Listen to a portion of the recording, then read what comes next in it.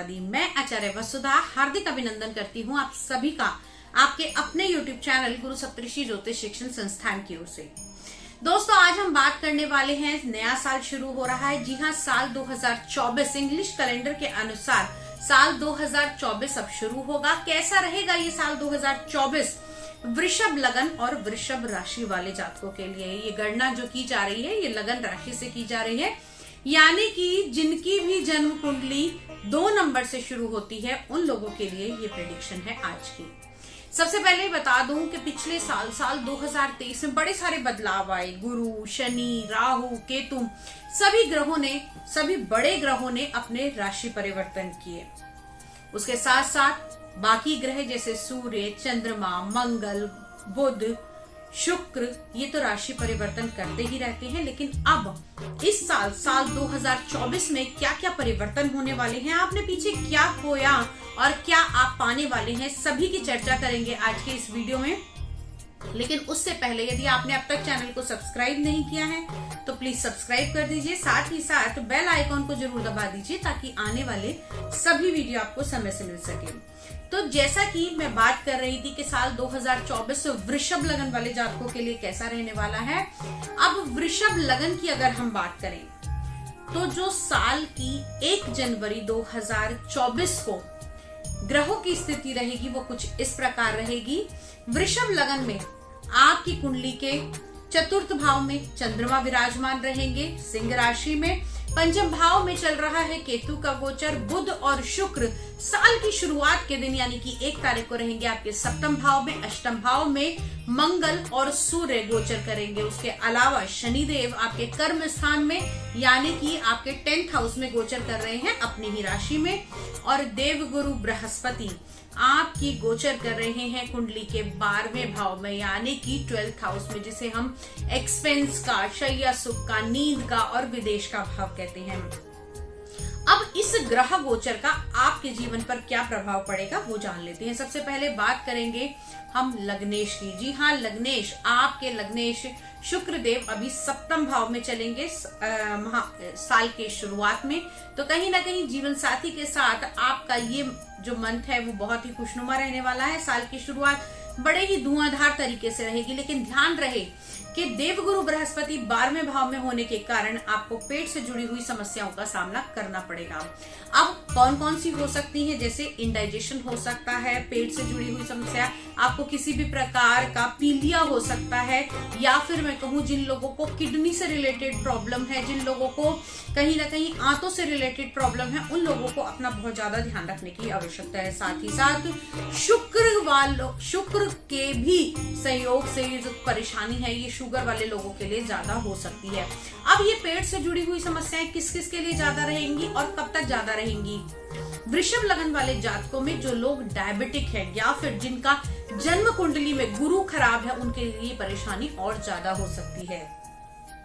साथ ही साथ अगर आप इस समय में अश्विनी कुमारों की पूजा करते हैं या फिर अश्विनी नक्षत्र की पूजा करते हैं तो आपके लिए बहुत ही पॉजिटिव रहेगा। दूसरी चीज, ये समस्या 1 जनवरी से शुरू होकर एंड ऑफ अप्रैल तक रहेगी, क्योंकि 1 मई 2024 को देवगुरु बृहस्पति राशि परिवर्तन कर लेंगे और यहाँ से जो परेशानियां आपको आ रही थी उनका सामना आपको नहीं करना पड़ेगा, क्योंकि यहाँ पर साल की शुरुआत में या फिर मैं कहूँ जब से देवगुरु बृहस्पति ने राशि परिवर्तन करके आपके 12वें भाव में आए हैं 2023 के अप्रैल के महीने से, तब से आपको परेशानियां बहुत ज्यादा हो रही हैं। साथ ही साथ शनि की तीसरी दृष्टि भी आपको पीड़ित करेगी। तो साल का जो शुरुआती दौर रहेगा वो कुछ न कुछ आपका पेट की समस्याओं से बना हुआ रह सकता है। उसके बाद में खुशनुमा समय आएगा आप लोगों के लिए 1 मई 2024 से। 1 मई 2024 को देवगुरु बृहस्पति जी ने नैसर्गिक शुभ ग्रह कहा जाता है आपके लगन में आके विराजमान हो जाएंगे। अब यहाँ पर फैलाएंगे अपने शुभ फल। पहली चीज तो यहाँ पर आप लोगों को राहत मिलेगी शनि की तीसरी दृष्टि से, जो शनि देव गुरु बृहस्पति को पीड़ित कर रहे थे। दूसरी चीज, लगन में बैठ के गुरुदेव कहीं ना कहीं थोड़ा सा आपका अहम बढ़ाएंगे, लेकिन साथ ही साथ आपको अपने फैट पर भी कंट्रोल रखना है। हो सकता है इस समय आपकी डाइट ऐसी हो जाए, जंक फूड, फास्ट फूड ज्यादा खाना शुरू कर दे, जिसके कारण आपका वेट भी बढ़ सकता है। विवाह के लिए ये साल आपके लिए उत्तम रह सकता है। जो बच्चे शादी के लायक हैं या जिनकी विवाह की आगे बात नहीं बढ़ रही थी, उन लोगों को प्रेम संबंधों में भी इस समय में बहुत अच्छी सफलता मिलेगी। साथ ही साथ आपकी मैरिज की बात भी आगे बढ़ती हुई दिखाई देगी। अगली अगर हम बात करते हैं तो यहाँ पर आपको ये ज्यादा देखने की आवश्यकता है कि जो राहु और केतु ने भी राशि परिवर्तन किया है, राहु विराजमान रहेंगे इस पूरे वर्ष आपके 11वें भाव में। और कहा जाता है 3, 6 और 11 के अंदर राहु जो है वो बहुत ही शुभ फल देते हैं। अब राहु का क्या नेचर है? राहु देते हैं अचानक से फल, अचानक से लाभ। अब लाभ के भाव में यहाँ आकर अच्छे फल देंगे। कैसे देंगे? कि अनएक्सपेक्टेड, जो आपने कभी सोचा भी ना हो, उन चीजों में आपको प्रॉफिट मिल जाएगा। ऐसा धन जिसे देकर आप भूल ही गए हैं वो आपका वापस आ सकता है। साथ ही साथ शेयर मार्केट से जुड़े हुए लोगों के लिए, किसी प्रकार के आप सट्टे का काम करते हैं, किसी प्रकार की बिडिंग करते हैं, उन लोगों के लिए आने वाला टाइम यानी कि 2024 बहुत ही अच्छा दिखाई देगा। लेकिन ध्यान रहे इस समय में आप अपने बड़े इन्वेस्टमेंट कर लीजिएगा, क्योंकि राहु अगर अचानक देना जानता है तो अचानक लेना भी जानता है। ऐसा ना हो कि आपने इकट्ठा बहुत ज्यादा कर लिया और सारे को लेकर आपने एक साथ इन्वेस्ट कर दिया।